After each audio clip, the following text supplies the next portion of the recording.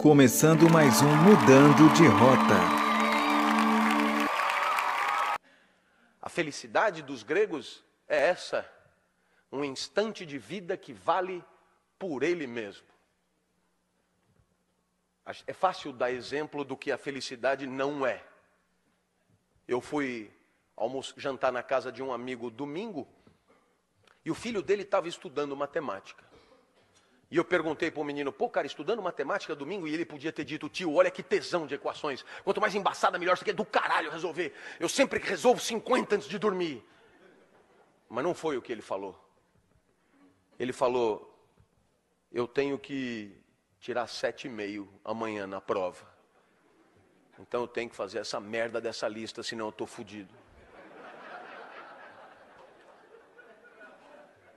E aí você podia pensar, se ele vendeu domingo por causa de segunda na prova, ele vai exultar, ele vai delirar na prova. E o menino falou, bem que meu pai falou que o senhor sempre foi meio doido. Eu só preciso tirar 7,5. E eu falei, 7,5 para quê? Ele, para passar de ano, ué. A única coisa que me importa, tio, é passar de ano.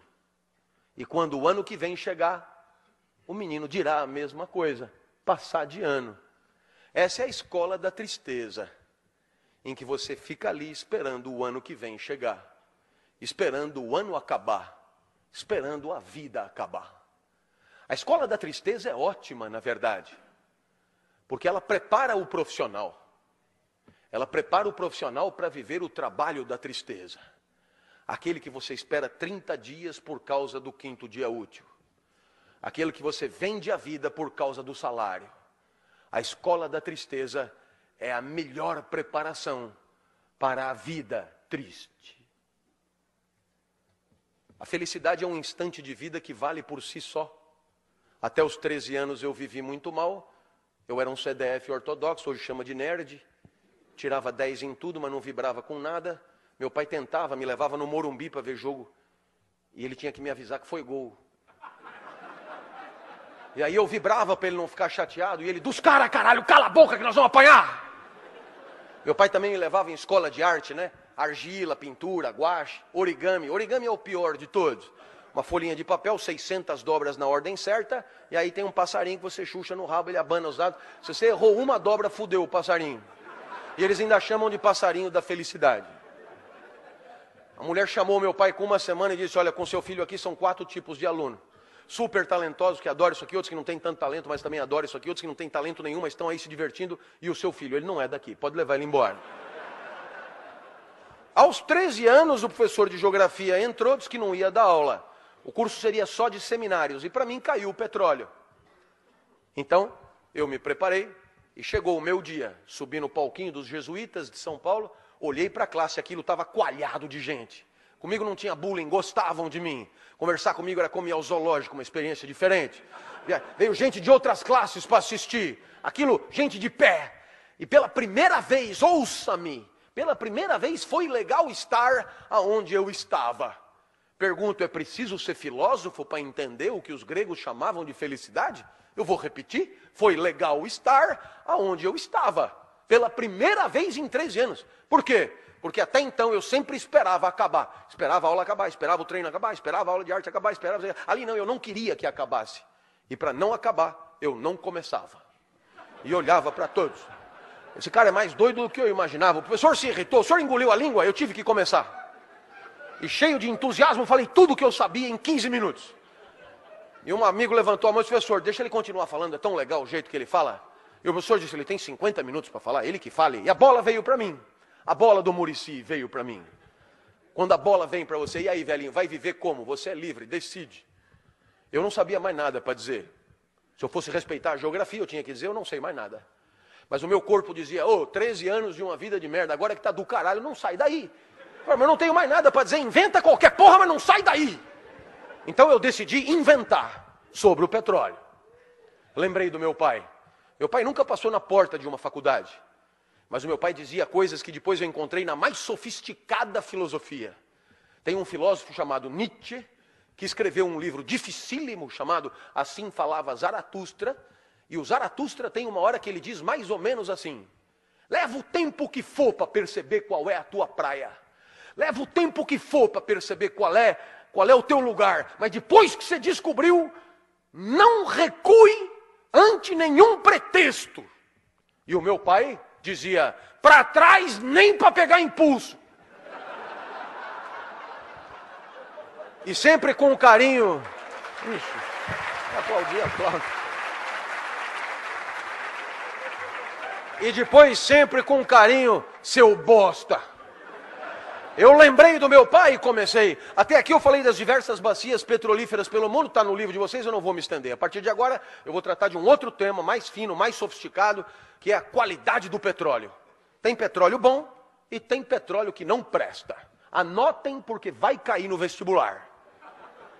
Eu olhei para trás e vi que o professor arriou os óculos, velho. Eu tive medo. Mas eu lembrei do meu pai, seu bosta. Ali não podia mais voltar. Então eu me empertiguei mais e comecei. Todo mundo sabe que o melhor petróleo do mundo é o petróleo da Romênia. Começaram a anotar. Então eu me animei e disse do norte da Romênia, claro. Região da Sildávia, que eu tirei das aventuras de Tintim. Eu olhei para trás e vi que o professor balançava. Ele devia estar pensando, eu não sei porra nenhuma disso, esse cara não pode estar zoando com a minha cara. Eu vi que era hora de quebrar ele, para aproveitar a fragilidade. Eu falei, o senhor sabia disso? Ele assustou e disse, não sabia. Eu falei, anota para aprender alguma coisa.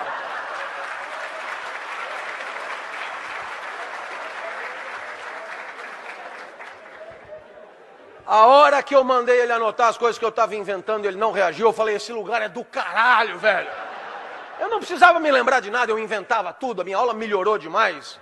Falei de petróleo em Fernando de Noronha, no Bananal, em Madagascar. Foi um show. Terminou a aula, aplausos copiosos. E um menino levantou a mão e disse, professor, eu tenho uma sugestão que eu acho que é de todos. Deixa ele dar todos os seminários. E o professor disse, mas ele só estudou sobre o petróleo. Eu falei, quem falou?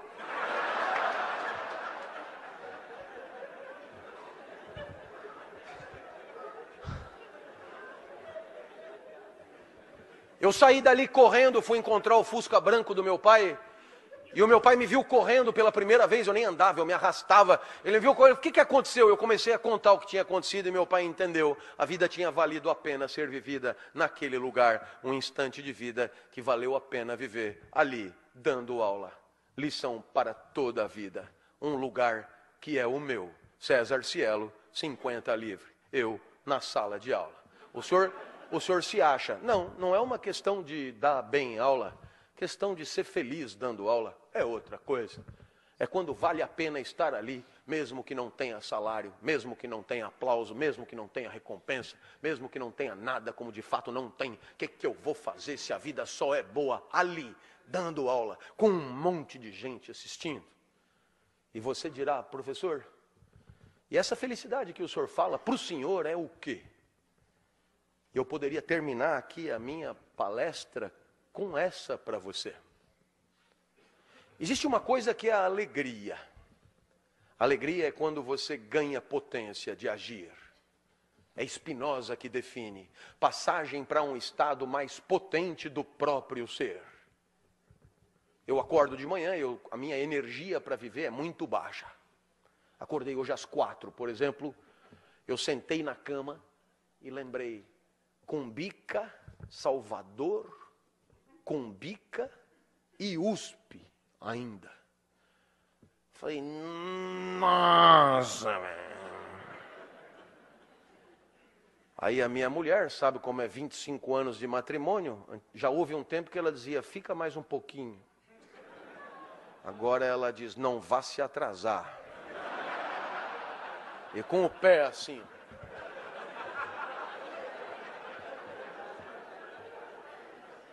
Fui no banheiro, tomei banho, melhorei um pouco, tomei um café, melhorei um pouco, saí, melhorei um pouco. E normalmente eu vou para a USP, quando eu chego na USP, eu adoro. Começa a chegar os alunos, eu adoro os alunos. E aí eu começo a dar aula e eu adoro a minha aula. Eu lamento te dizer isso. Parece um pouco arrogante, mas o que eu vou fazer? Eu adoro o meu jeito de falar.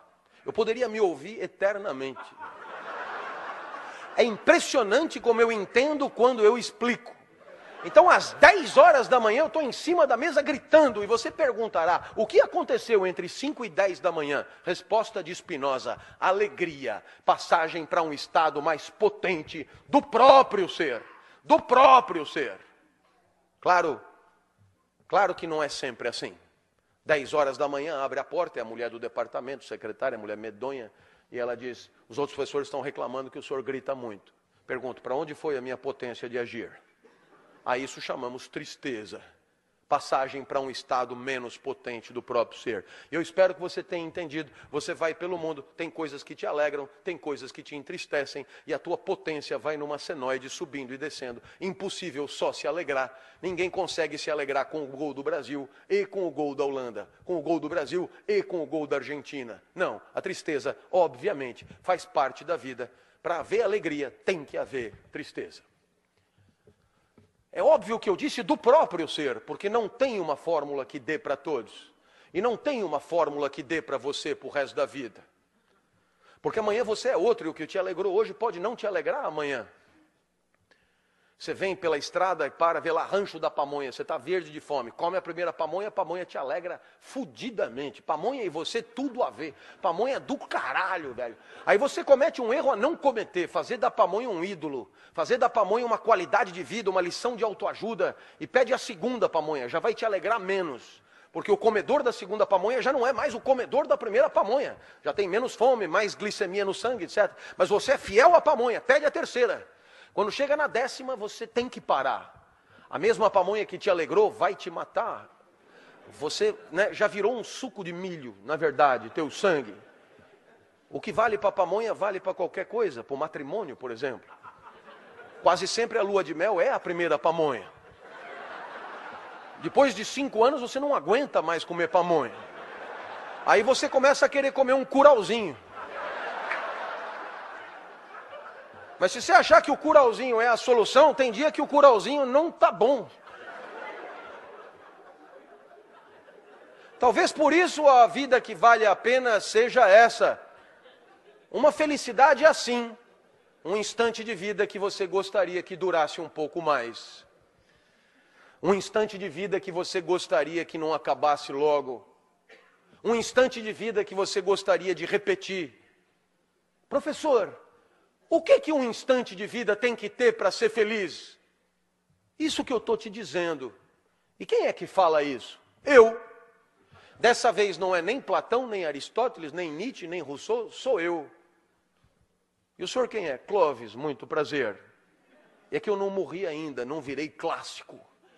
Mas ainda assim, eu tenho o meu palpite para te dar. Se você quer saber se aquele instante está valendo a pena, pergunte-se se você gostaria que ele durasse um pouco mais.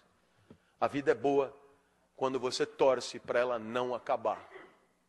Perceba que a maior parte do tempo a gente torce para acabar. Torce para o dia acabar, para poder chegar em casa, torce para a semana acabar, por causa do final de semana, torce para o mês acabar, por causa do 5º dia útil, torce para o ano acabar, por causa das festas e das férias. E sem perceber, a gente está torcendo para a vida passar rápido. A felicidade é o contrário disso. A felicidade é quando você gostaria que não passasse, é quando você lamenta o final do dia.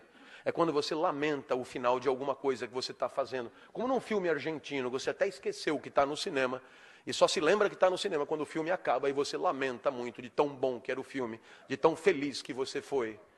Não era outra a pretensão para esse nosso encontro. Que pelo menos por um segundo eu tenha te surpreendido. Que pelo menos por um segundo, 10 minutos tenham passado e você não tenha se dado conta. Que pelo menos por um segundo você não tenha percebido que está tendo uma aula de filosofia há exatamente 1 hora. Que pelo menos por um segundo você tenha pensado em repetir isso. Torcido para durar um pouco mais, me mostrado para alguém que você ama na internet, ser meu aluno ou pelo menos me dar um abraço no final da palestra. E se alguma dessas coisas aconteceu, é porque você foi feliz por um segundo. E agora você já sabe o caminho. A vida vale a pena quando você torce para ela não acabar.